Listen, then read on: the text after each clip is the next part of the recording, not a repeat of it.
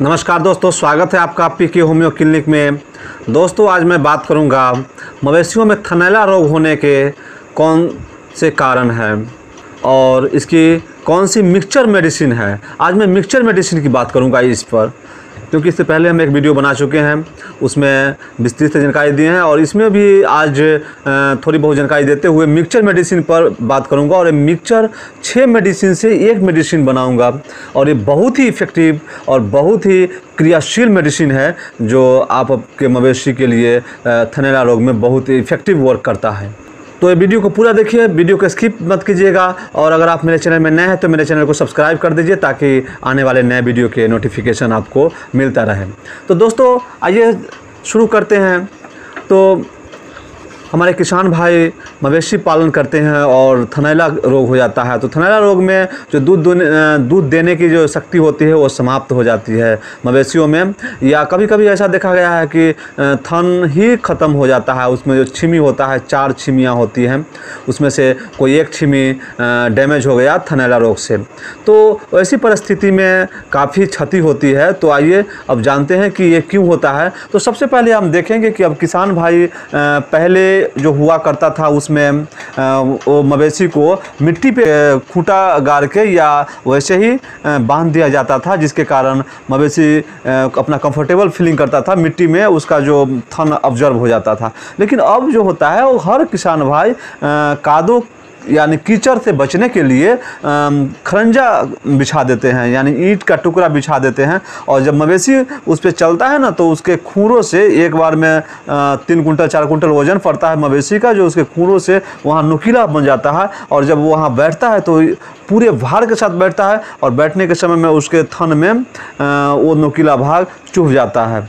और जैसे चुभता है तो ये मांसपेशी जो उसमें है एक थक्का बन जाता है। मांसपेशी थक्का के कारण उसे आगे चल के कुछ दिनों के बाद, महीना 2 महीने या 15 दिन के बाद उसमें गांठें बन जाती है और वही गांठ थनैला रोग के रूप में जाना जाता है।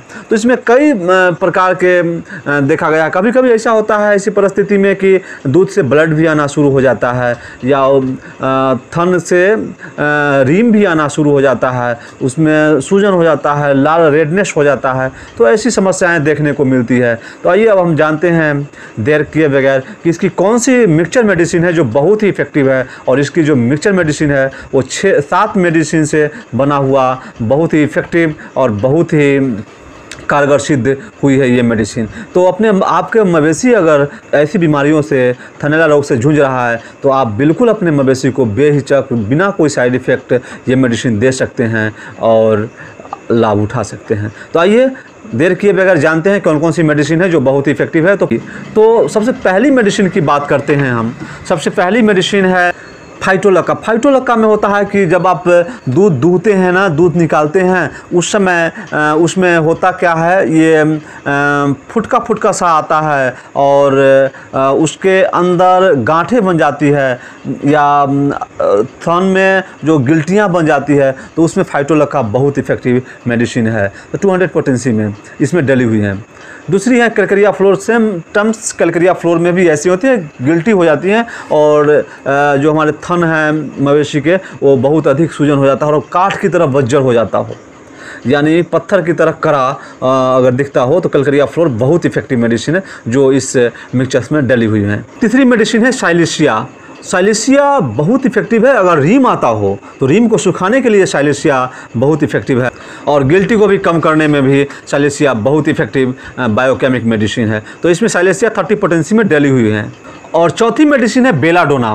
बेलाडोना 30 बहुत इफ़ेक्टिव है। अगर आप रेडनेस के कारण अगर स्वेलिंग हुआ हो तो उसके लिए बेलाडोना 30 पोटेंसी में बहुत इफ़ेक्टिव है। अगर उसमें दर्द होता हो, मीठा मीठा या बहुत तेज़ दर्द होता हो, तो भी बेलाडोना बहुत इफ़ेक्टिव है और बेलाडोना इस कॉम्बिनेशन में डली हुई है।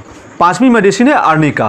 अर्निका 30 पोटेंसी में डली हुई है और जो बहुत ही इफेक्टिव है। अगर चोट के कारण हुआ हो, जैसे बैठा हुआ हो, बैठने के कारण चोट लग गया हो और चोट के कारण स्वेलिंग हुआ हो और स्वेलिंग या फिर उसमें ब्लडिंग आ रहा हो या फिर उसमें रीम आ रहा हो या गांठें बन गया हो चोट के कारण, तो अर्निका बहुत इफेक्टिव मेडिसिन है 30 पोटेंसी में जो इसमें डली हुई है। कोनियम मैक। कोनियम मैक बहुत इफ़ेक्टिव मेडिसिन है। अगर इसमें पत्थर की तरह कड़ा दिखाई दे, गांठें पत्थर की तरह हो, तो कोनियम मैक 30 पोटेंसी में डली हुई है, जो बहुत इफ़ेक्टिव मेडिसिन है।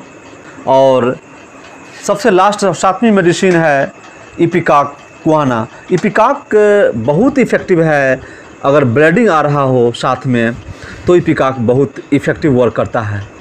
तो ये सातों मेडिसिन बहुत इफ़ेक्टिव है। पहली मेडिसिन फाइटोलका डिकेंड्रा 200, और दूसरी मेडिसिन कैलकेरिया फ्लोर 200, और तीसरी मेडिसिन है साइलेसिया 30, और चौथी मेडिसिन है बेलाडोना, 5वीं मेडिसिन है अर्निका 30, और कोनियम 30।